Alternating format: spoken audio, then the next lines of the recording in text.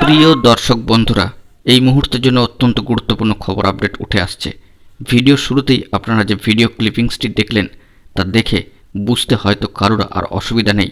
এরা হচ্ছেন যোগ্য বঞ্চিত 900 দিনেরও বেশি সময় ধরে রাস্তায় বসে থাকা 9 to 12 all merit listed candidates.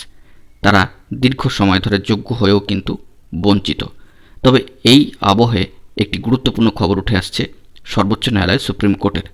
OMR মামলা এবার কি তবে গতি পেতে চলেছে? সব নিয়োগ দুর্নীতির মামলা এবার কি একযোগে শুনানি হতে চলেছে? বন্ধুরা, সেই সমস্ত খবর আমরা জেনে নেওয়ার চেষ্টা করব।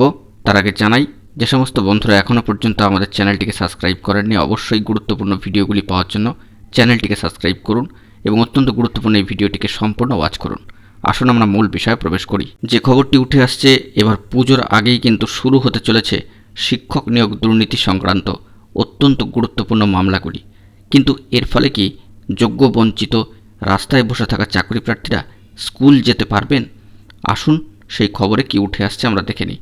যে বিষয়টি জানা যাচ্ছে যে আন্দোলনরত যোগ্য চাকরি প্রার্থীদের জন্য একটা সুখবর।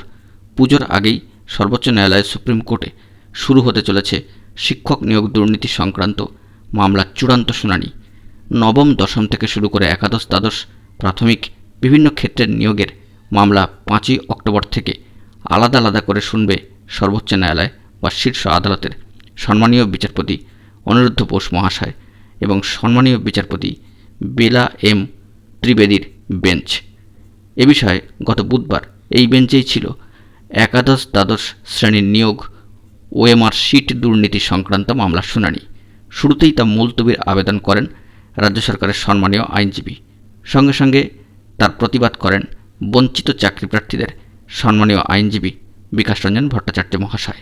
তার দাবি, পরপর মামলা পিছিয়ে যাওয়ার ফলে অযোগ্যরা চাকরি করেই চলেছে, ফলে বঞ্চিত হচ্ছেন যোগ্যরা।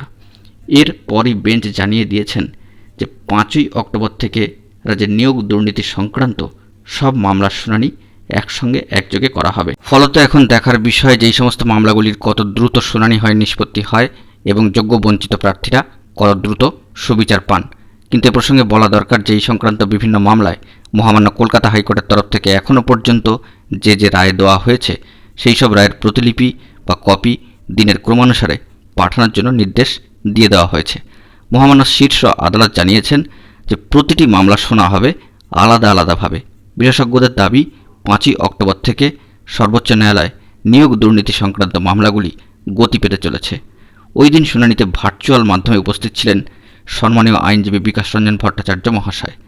চাকরিরতদের আইনজীবী তা নিয়ে রসিকতা ও কটাক্ষ মিশিয়ে আপত্তি করে বলেন, এভাবে চলতে পারে না।